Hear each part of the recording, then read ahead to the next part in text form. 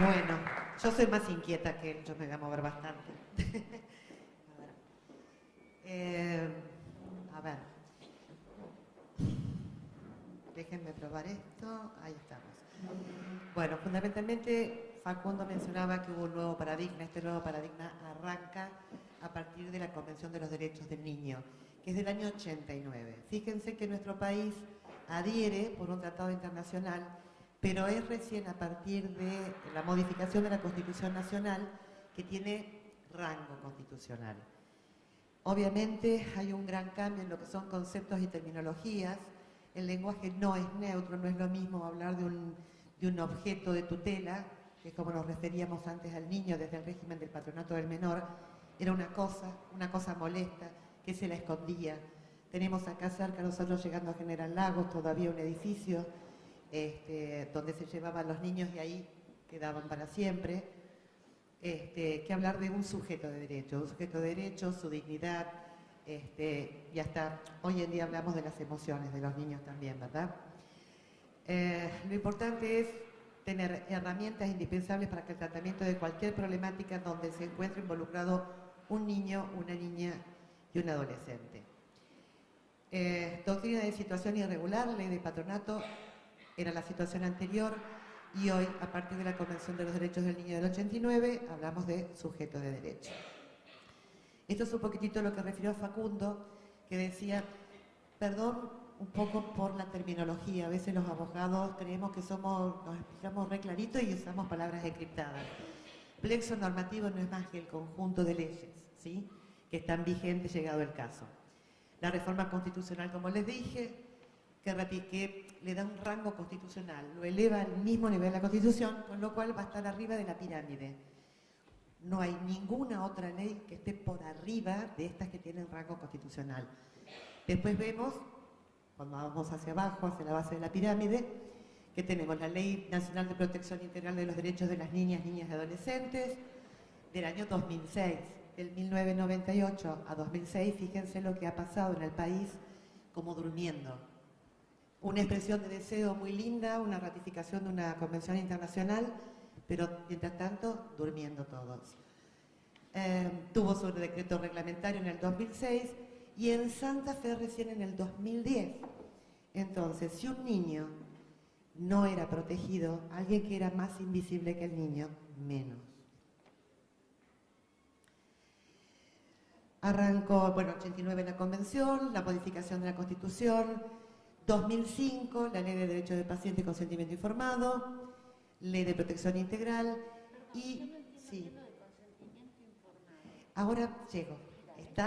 Esto es una pequeña introducción para que veamos que hemos recorrido un camino muy largo.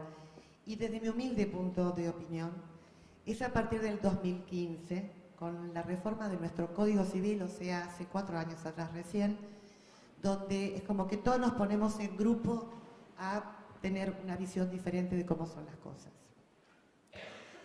En toda esta evolución que yo les venía comentando, venimos de lo que es una concepción verticalista y de paternalismo, más atrás porque estamos perfecto,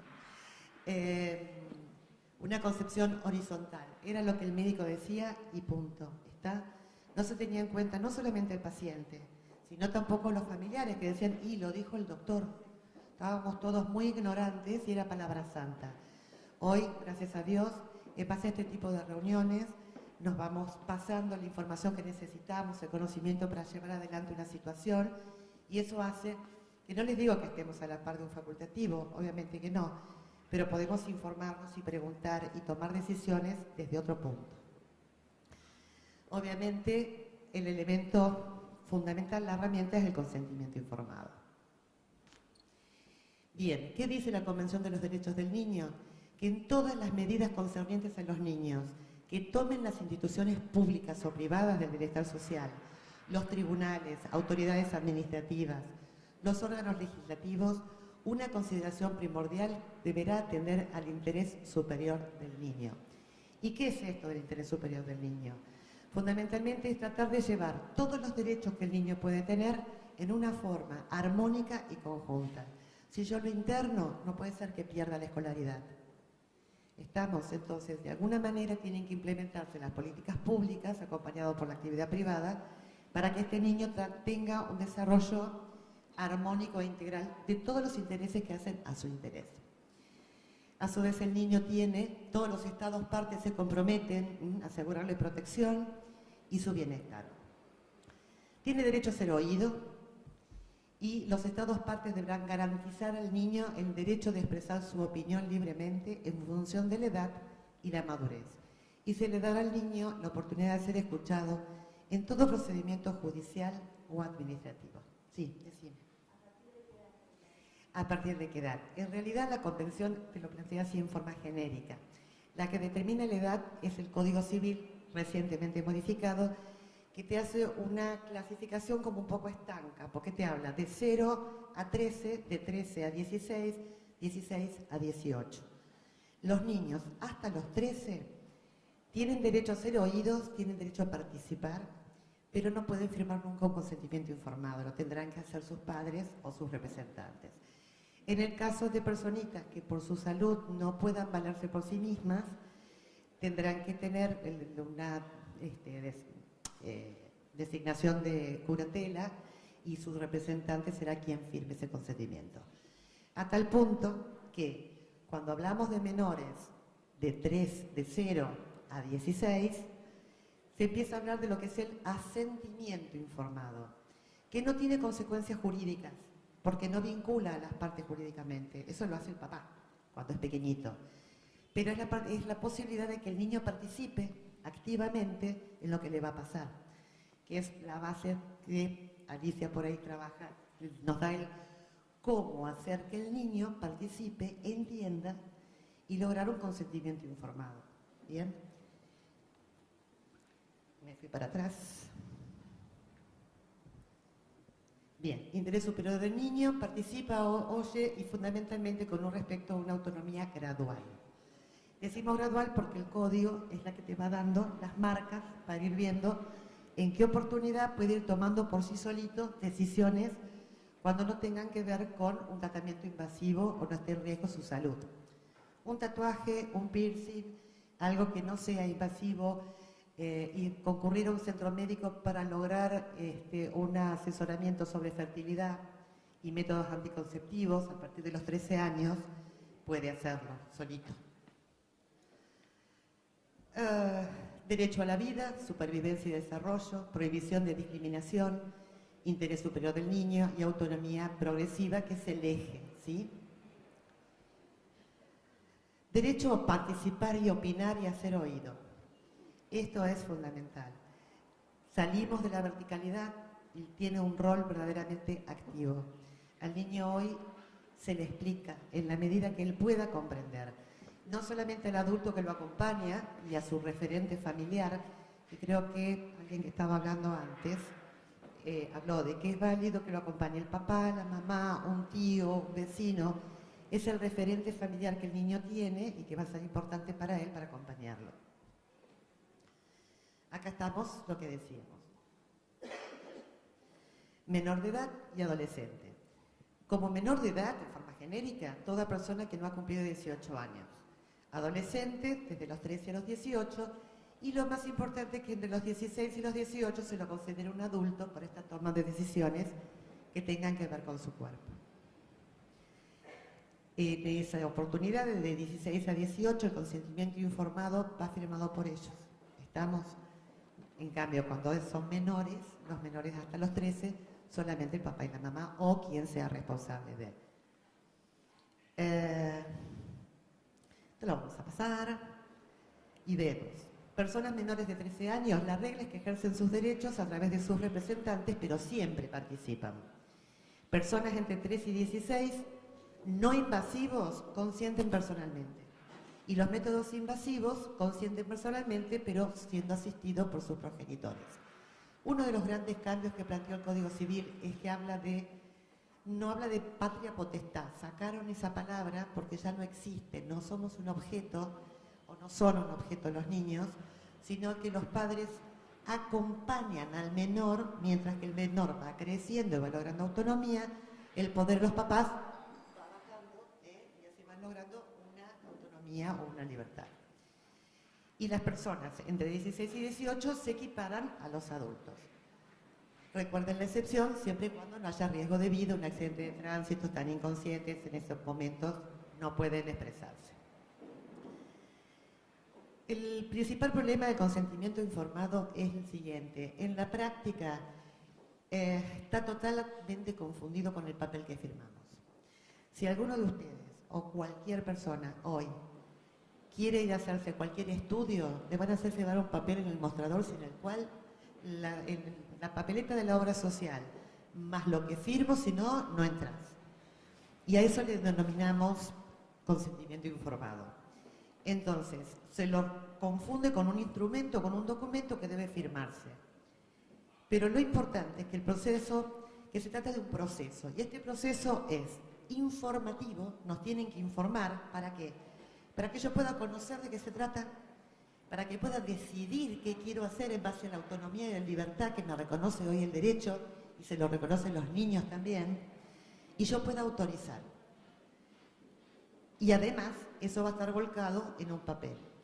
Hay algunos supuestos donde no hace falta firmar el papel. Cuando yo voy a sacarme sangre, pongo el brazo y listo, ya está, autorizo con mis hechos. Cuando se trata de un acto más importante, necesitamos hacerlo con el soporte físico.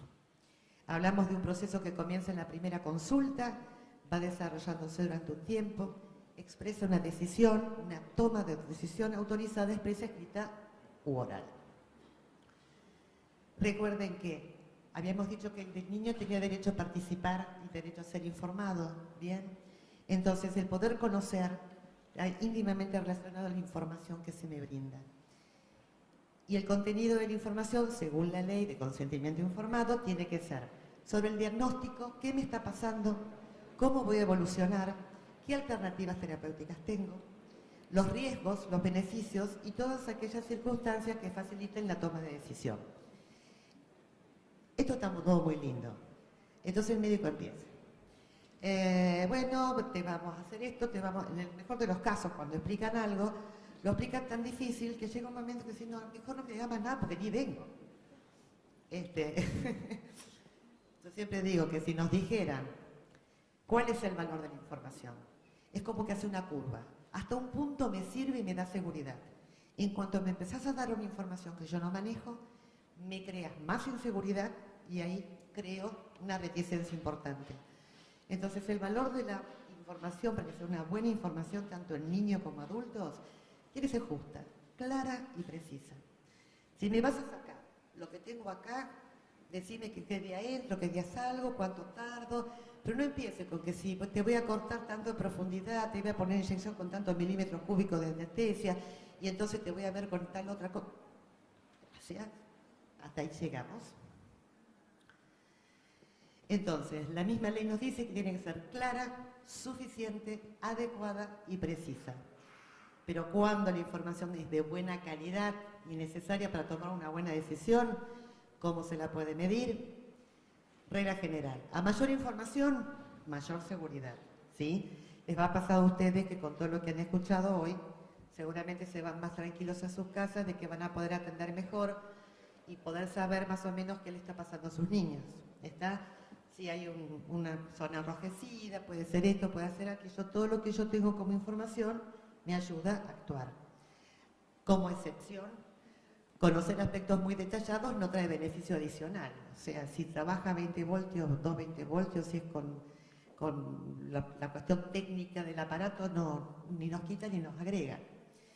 Para decidir, ¿sí?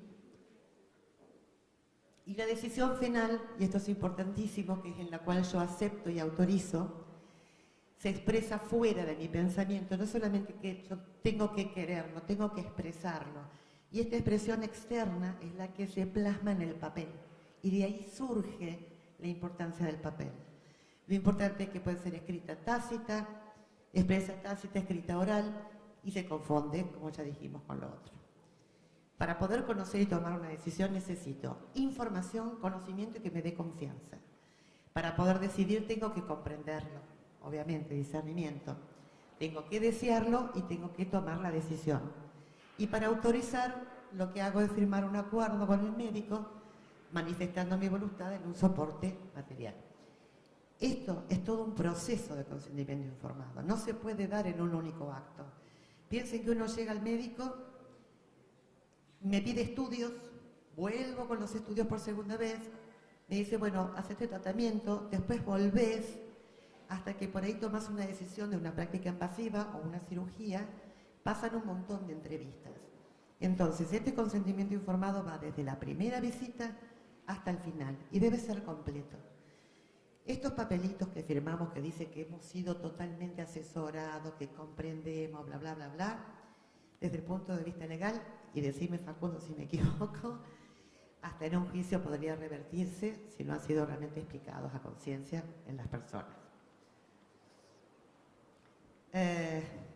Esto ya lo dije, es firmado por quienes tienen la capacidad jurídica, los menores firman sus representantes y en el asentimiento es una práctica que acompaña, porque obviamente cada día tomamos más conciencia de que no podemos agarrar a un chiquito entre 4 enfermeros para sacarle sangre. Realmente no podemos hacerlo, entonces lo que se busca es, mediante distintas herramientas, técnicas y juegos, contar con su colaboración, con su asentimiento. El consentimiento, a su vez, yo lo puedo dar, pero por la autonomía de mi voluntad lo puedo revocar. ¿Está? Puedo darlo, puedo no darlo y puedo revocarlo, y es totalmente válido. Esto entra dentro de lo que denominamos la bioética, que es la autonomía de decidir qué quiero hacer con mi vida. Si me hago el tratamiento, si no me lo hago, si quiero, y esto es puramente jurídico, pero también existe la posibilidad de que por escritura pública uno deje sentado hoy la posibilidad de que llegado el día de mañana y yo ya esté gaga, no quiero que me eternicen con medios mecánicos para nada. Y es una voluntad expresada hoy. ¿Está? Así que fíjense la importancia que tiene del consentimiento. Los niños no son adultos en miniatura, son personas capaces de gestionar sus emociones y competencias y son interlocutores válidos. La importancia es que ellos puedan comprender qué es lo que está pasando y a su vez ser tierna y amorosamente acompañados en lo que son sus miedos, sus temores, para poder transitar mejor el momento y a su vez lograr una mejor recuperación. Bien, tomamos nosotros la definición de consentimiento informado de la doctora Ciruzzi porque nos pareció que es la que mejor representa lo que nosotros entendemos, y habla de que es un proceso por el cual se le explica al paciente y a la familia el diagnóstico, el pronóstico, su enfermedad, se le proporcionan distintas alternativas, se le explican los riesgos, los beneficios, ¿y para qué? Para que el paciente pueda adoptar su decisión en forma libre e espontánea.